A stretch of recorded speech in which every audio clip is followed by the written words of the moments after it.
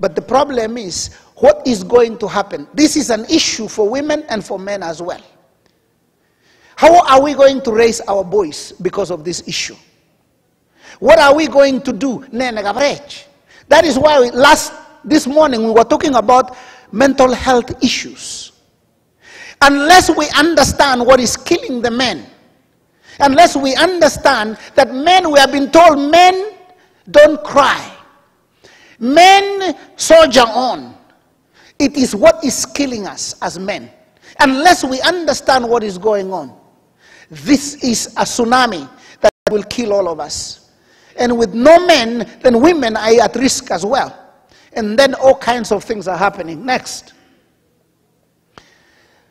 The other point that we're talking about now is grandparents raising grandchildren.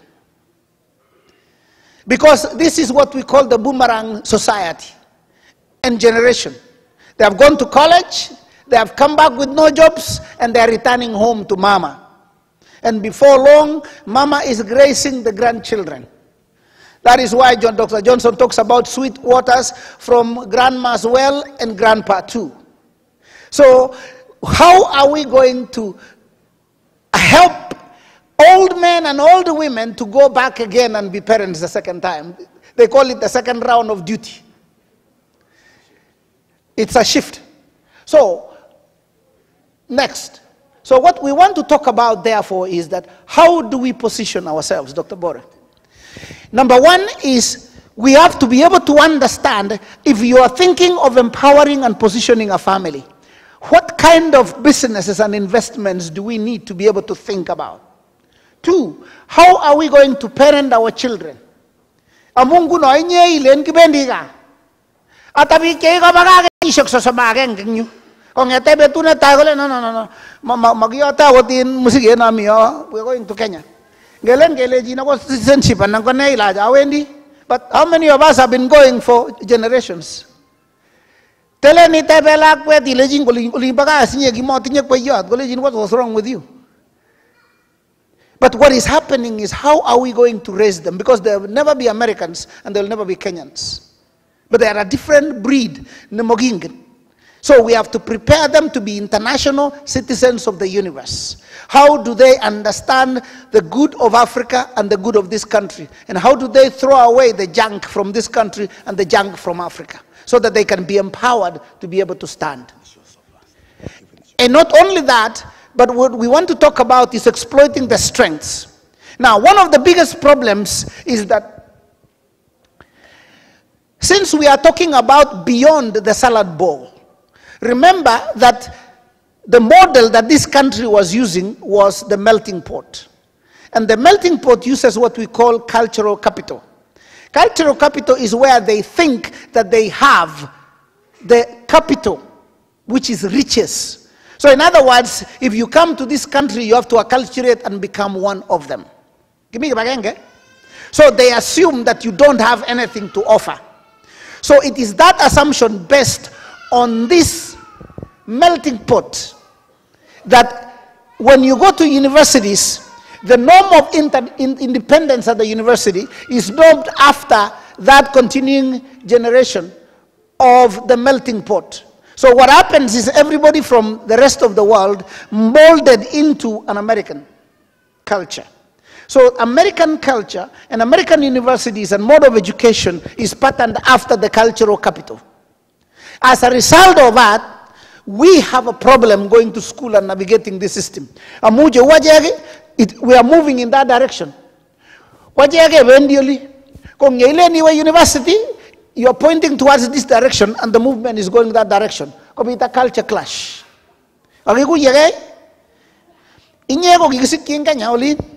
Ndiwe bosta na niwe bengi ititai kanda daktari goti ngajereta ko manda ko bunur ke ni nage igen aw gele jin wa ke sana na ko no to goti ni mutai ko imen gele jin munyo mutai o nyai to America yu ko jumbi na ta masait ko nyi ko to mi African time itau we postponing itau tu ngisia now lakwet up corona ginet journaling ko ngete ko miningo ko they journal every single day what is happening. We are on oral tradition. A paper about 15 pages. Kung gelejin tononas, gelejin nge tonon, ingololi ngamo se jisi na itijot tiji the accent, but you can make a point. Lagi ni gelejin sir, ko yen mediti lagi tau na nagoro, mong no lisir tay. Ko eka challenge you to mu main na isir. Ours is an oral tradition. So while this is moving, then you are going that way. Then there is that culture clash. So you become discomforted while the other person coming from up there is comfortable with the system. Kung give ko to you, then the task becomes less difficult for them, but it's very difficult for us. Kung yemiu, igira what the performance is well for them, ingul kaje. Kitindai nguna professor, kitindai doctorates, kitinye. But the problem is sometimes it's difficult to translate those academics into money. Atabi taktari ni kitinyang Kenya, kitinyang America ini. But why do we still struggle? At credentials chigetinye, but for some reason ko to magapenyan. Last year we talked about the Jewish model. There is something different about what the Jews do that opens doors for each other. Amutep chigebagenga ko boys kibagenge. Silingi na nywa ko sakileteni almost 200 times ko to magomanda. Ko na nyone di ibo ko jini jitaga ko sil na nyone. So unless we look at what are the implications, how do we go to school in a special way? How do we make this work? But there are challenges we are facing. A glass ceiling, what's going on? Real quick, before Pastor comes back, I'll explain a little bit of this. In this country, because the education is set up based on the middle class of this country. That's the yardstick of what is done, because the most majority cover the middle class. So when you come from home, then you clash with this mainstream that is understood by the middle class. Understood why? Because as they are raised from their families, they are given that knowledge. So they are way ahead of you. So you have to work harder. In the morning when we had a presentation here, Dr. Sang mentioned that when she came in, there was an exam and they had to type. Coming in from Kenya with a master's degree, even when I went through bachelor's degree in Kenya, I didn't know how to type. I would type with one single finger. So I was already handicapped by the time you get here. So a paper that is 10 pages will be written for 20 hours, but an American will write it in 2 hours. So we're already disadvantaged. So because of that, our lane is slower. We have more discomfort, we have more tasks that are more difficult, and we perform poorly. This informs our self-esteem, and most of our kids in the past years have dropped out of school within the first year, not for lack of money. Most of them were sent by their fathers who had money, but they dropped because they were pursuing this lane right here. And so the question comes in, how do we prepare? Not only that, we parent the way we were parented. So while you may think that this international student has an issue coming in, you may have to think twice. Your kid who is born in this country still has those features. So they are not prepared either while they are born here. So as we look at this, I want you to have in mind a positioning that these are Africans raising African Americans. You're not raising Kenyans. These are Africans raising African Americans. Very ill-equipped to raise them. And that's why they still struggle just like we've struggled. So we must understand, how do we prepare these guys that they may join the mainstream middle-class Americans as they go to school? Pastor, you may continue. Now, the other problem is the reason why we are struggling is not because we are stupid, actually, but we are more gifted than them. But the problem is, let's look at the next model. Because the model we are using is a cultural capital model. But for us to be able to understand our strength there,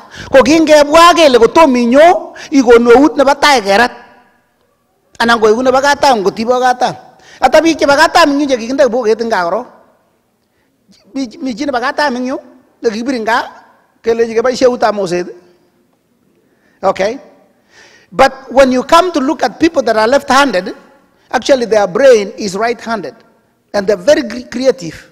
A lot of these people. So they had to beat you up. So what is happening is the cultural capital model talks about you buying into a culture. They assume that you don't have anything and you're not bringing anything. The only way you will succeed is to acculturate into the American culture. What they do not understand is that we have what we call the community cultural wealth. And this community cultural wealth is where people of color and immigrants can be able to view the world in a double worldview.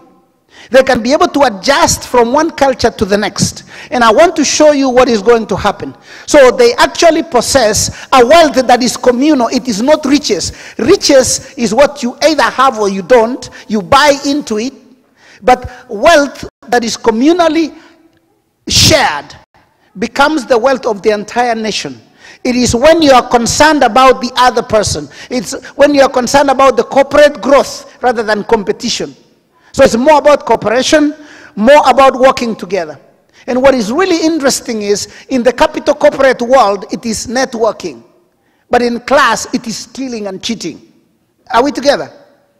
So this is what we call the curriculum of the separate desks. The separate desks, where everybody is isolated and you're supposed to read on your own. But in the corporate world, that system doesn't work. You need collaboration. And that is why now they're switching back into collaborative education. But that is the model that Yoso is giving us. So we're going to talk about the aspirational capital, navigational capital, social capital, linguistic capital, familial and resistance capital. Next. So we are comparing now this cultural, I'm sorry about that, that's not clear. Well, we're talking about cultural capital over against the community cultural wealth. Now, in the community cultural wealth that we have, we were told that that is stupid, that it is unreasonable, that it is not academic, that is pagan, savaging. But what is happening is that community cultural wealth is what has made us people, as a people, survive. Now, how do we tap into the community cultural wealth? Now, to be able to understand that is we need to raise our children to have that aspirational capital. Aspirational capital is the capacity for them to think critically and to be able to see the future, where they want to go and what they want to be and what they want to aspire to be. Are we together up to there? When we inculcate in a child that desire to see the future and be able to mention what they want. The biggest problem sometimes is when you ask children, what they know is, I want to be a firefighter or a policeman. You say, no. They don't know anything, forget about that. Well, stay there with them. That is what they understand now. But they can be able to continue to imagine and move on, and you nurture a lot of other things. Let them stay with that, but let them grow as they move on forward, step by step. Then they will be able to lift up beyond what they can be able to see role models in other countries, to see people that are greater than them, to be able to understand that they are something, part of something larger than they are. So this community cultural wealth is the capacity to be able to see yourself as something, part of something larger. What does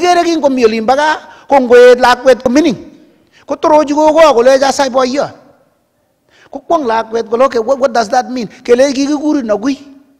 Now lagi nyawan ko to giyo ji tan agui anango giyo ja agui ji nyage jenge ke lagi ko sirta ko ngon gi gur ke le boyon dan gi ko jenge tai te da gilyo na tin ko len giyo jawe oro ni ko ngoi ko ke ngete ko loke so abinia before ako tarai go ako le ko ngoi boyo ko na ka je ko ako tunya ko kwang ke jana yat ko le boyo Namelen tang koy tay sa akot pa yan ang kapkakal na ako piribig na pangut nyap kit to nagikamet yo ko ger kityo ko sorry ako ko tebong kamet rupo yo to lo abek amu kawit gigur kamet kong koy la kwana ta nyo le kalia ko si sa yo to le sorry ko kwang lakwet ko le what is going on here ko it kong gole I'm part of something bigger than I am. That is why we didn't have depression in our community. That is why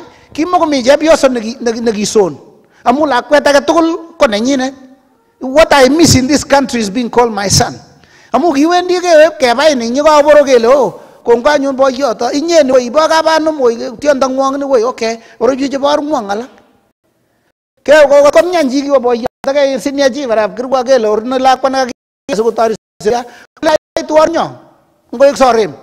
What's up? Uno tak ako jita naga ako. Wala kahit mo pamingi. What's up? So understanding this cultural, so we have inspirational capital, we have family capital. So growing up knowing who we are, that is what the Hispanics call familia. So that cultural capital is something that helps us to grow together. Not as in isolation, but seeing the other person. Is teaching boys that girls are their mothers. That they treat women not as junk, not as sex tools and objects of sexual admiration. But seeing this child, because as a boy, as you go and look at other women as a sexual tool, what if somebody looked at your mother when she was innocent and still stupid and naive as a sexual tool? What about your daughter? What about if you see somebody else and that is somebody's daughter? What about if somebody would treat your daughter that way? What about your sister? Ngiwendi ko tigurela ko jun Mariana ko tumuri jo miu. Ngir la ko ne sirtoy.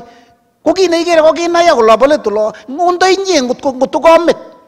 Anang ko jepto no tupchi. Anang ko jepto ngu. Do you want to see them? Do you want the only thing that defines you to be your butt or your brain? Do we understand what I'm talking about? So it's understanding that family capital. Now the social capital is also how to be able to navigate socially.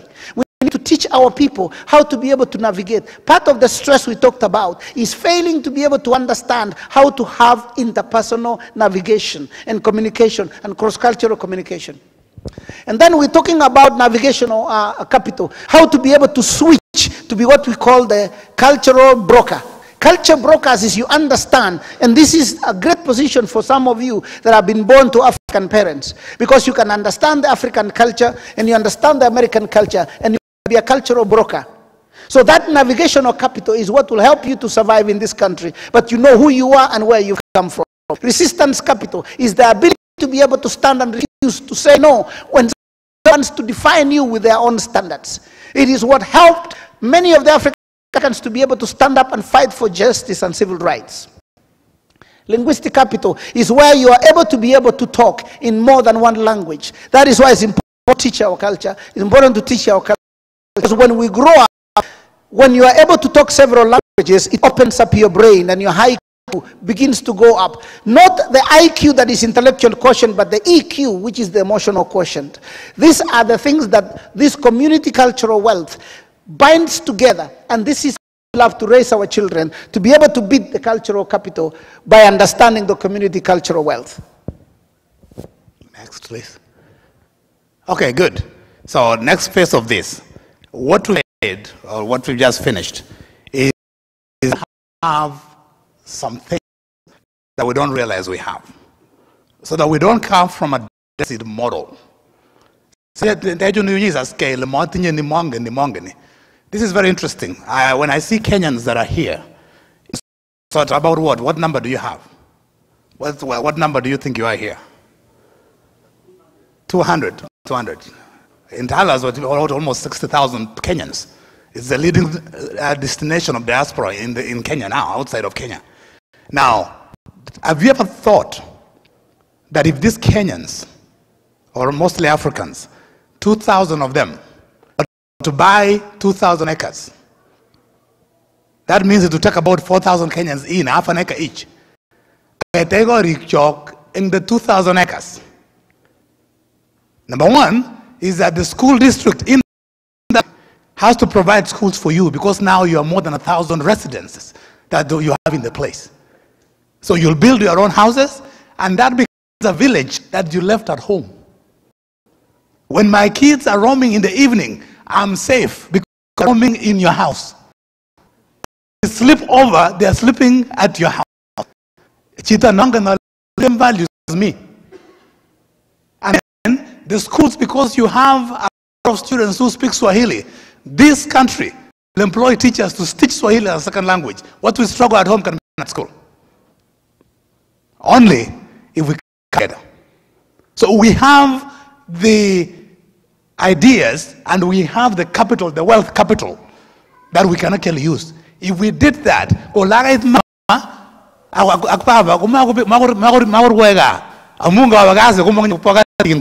the next door.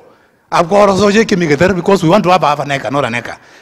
said this idea in 2004, people laughed. Right now, they're coming back to say, I wish we had done it. We would have citizens, we would have areas. Let me leave it aside. Having said that, you mentioned about, I'm glad we have leaders like incoming governor here. Our biggest mistake about wealth is because we give our wealth to children. The only reason why money, wealth is given to the grandchild, not the child. It's called the grandfather effect. So I'm scared to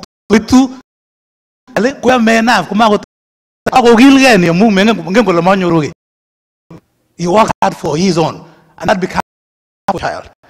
So as we move there, we want the idea that we don't give back, we give to generations to come. So having said, let me go to my part. I was just stealing that from him. Then do we need to do as families? So let's go back to things.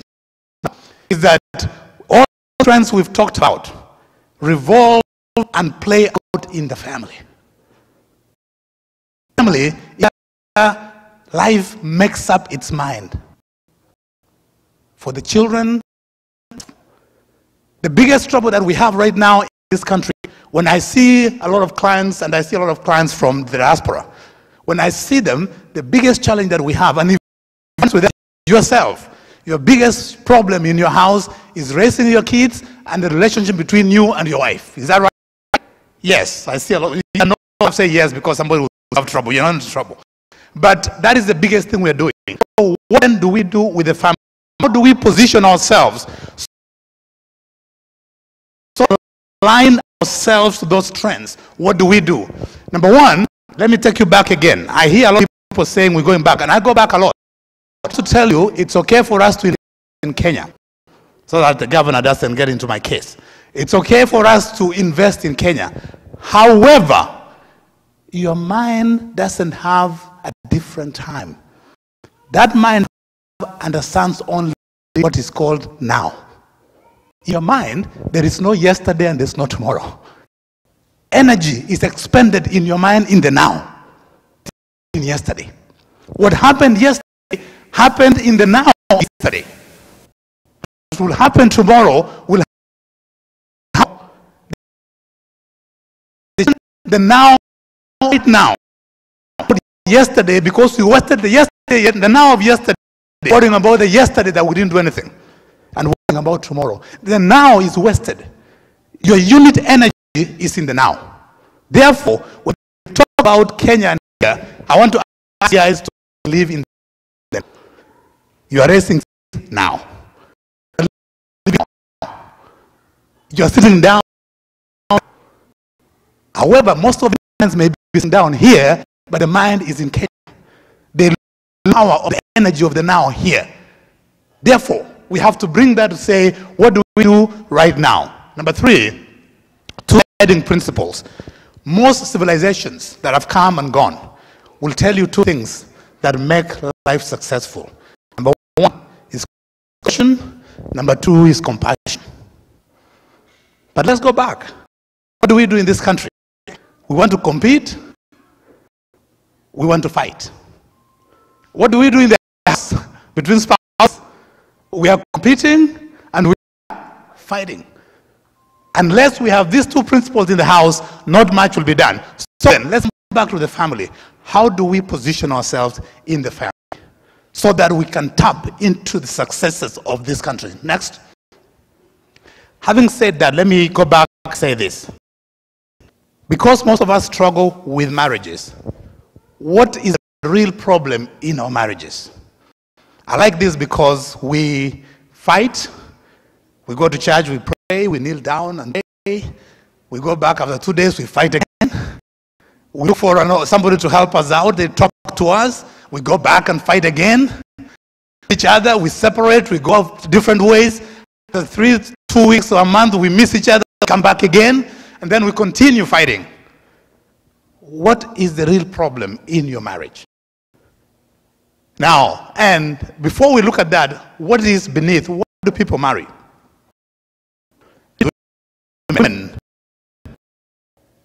Men don't marry because they love you. They can love you but not marry you.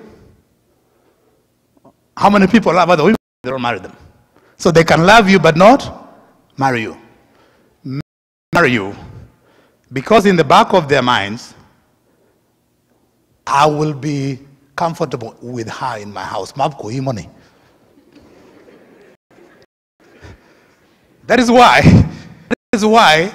a man will be. How did he choose her? In his mind, money. That is what a man fears the most. And that is why they will marry somebody that they think I have more chances of being comfortable with this one, but not this one. That is why they can love the other one and marry this one. And move to peace and go. Men marry you because they love you. They can love you but not marry you. But women will marry you when they know that you are flexible enough and that they can help change you. That's why they can change you somehow. This is the understanding. Ingen the woman go kunugotage. Last man an adjustment so belong and where? This house. And I don't want a rigid person. No matter who understands the dynamics of change that I'm going through in the house. So I need somebody flexible. That is why women, Mama Yita story. So they don't marry you because they love you. They marry you because they think that with their help you can change. Well, I can mold this one. And then beneath those two things, there are two tiers of questions that we ask ourselves. I want us to look at that. Number one, we have tier one questions. These are the questions that we ask ourselves before we get married and as we get married. And we continue to ask those questions in the house. And then number two is that tier two is the emotional. Let's go to the next slide. Go back a little bit. Okay, go back to the next one. And that is all the distress. Okay, go back to, okay, that's good, that's where we are. Now, one questions are cognitive. Cognitive questions are questions that we ask because we think, we're reasoning out. And I'll get to that in a minute. But those questions are very superficial. This is when we ask, what is the city like? Those are questions. Do I want a tall person, a short person? Those are very cognitive questions. Again, because you are looking at the outside. Those are all cognitive questions. The real questions that most of us don't ask when they're trying to get married are the level 2 questions, which we call emotional questions. Those are subjects in your mind. And these are the questions that we don't ask. So what is all the stress is that partners are asking these questions. Question number one, and you don't have to tell me, but I want you to check in your mind. I hope I'm wrong, but I'm afraid I'm right. You've gone through this question in your mind as well. Question number one, can I count on you or depend on you? Those are very, very emotional questions that you ask.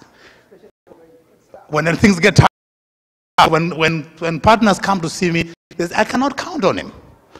I cannot count on him anything. I cannot count on this guy. We ask the question, can I count on you? Can I depend on you?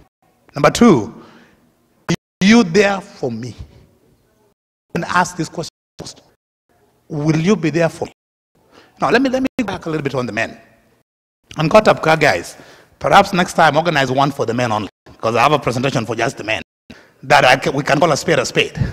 And I have one for women too. We can call a spade for women as well. But are you there for me? Women will ask this question. Remember this man that by the second week or the third week, you want this person. She does not belong with you. She has to adjust. Not an easy transition. And that is why women ask the question, are you there for me as my husband? This is the biggest mess we have. I did not choose to be born a man, but I blame you for being born a woman. Does that make sense? So that most times we go so much on the women. That's what he just talked about. When we treat them differently, and we'll go to that in a minute. But we for being born a woman. So they asked me a lot. They asked me, how can is he there for me? Will you respond when I need you? Another question. Do I matter to you? Am I valued and accepted by you? Do you need me? Do you rely on me? These are emotional questions that your subconscious mind will ask. If you're very honest in your mind, in your marriage, you've asked these questions. Now, when the answer is no, go to the next part. When the real problem then becomes that when we are disconnected emotionally, go to the next one. When the answer is no, then in our minds, we have the brain. In the limbic part of the brain, what we call the or amygdala, in that part is the system. Dr. will help us as the medicine person here. That is the alarm system of your mind. So what happens then is that fear is our built-in alarm system. That is why it warns you to run away. That is why when you see something you don't even think about it, you run away, because you have an inbuilt fear system. That fear says, we are in trouble. I'm not safe. So when those questions are answered no, then your mind says, I'm not safe. The alarm goes off in the brain's amygdala part. That's the fear central part. This triggers an automatic response. We don't think at that point. We feel and we act.